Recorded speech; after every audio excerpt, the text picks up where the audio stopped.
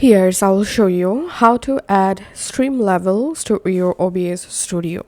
So first of all, come to this streamlabs.com website and here hover over on products and click on plugin for OBS. Once you successfully downloaded the Streamlabs plugin, just go ahead and install the plugin.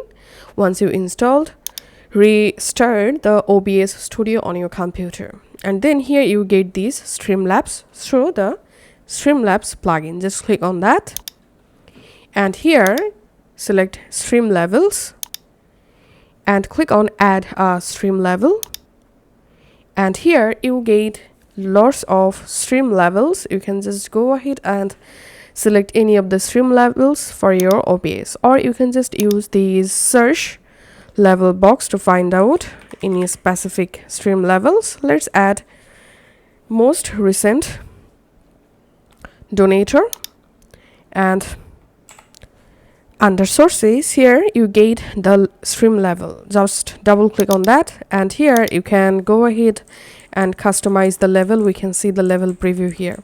You can also change select a different color for the level text, and that's how we can actually add stream levels to our OBS.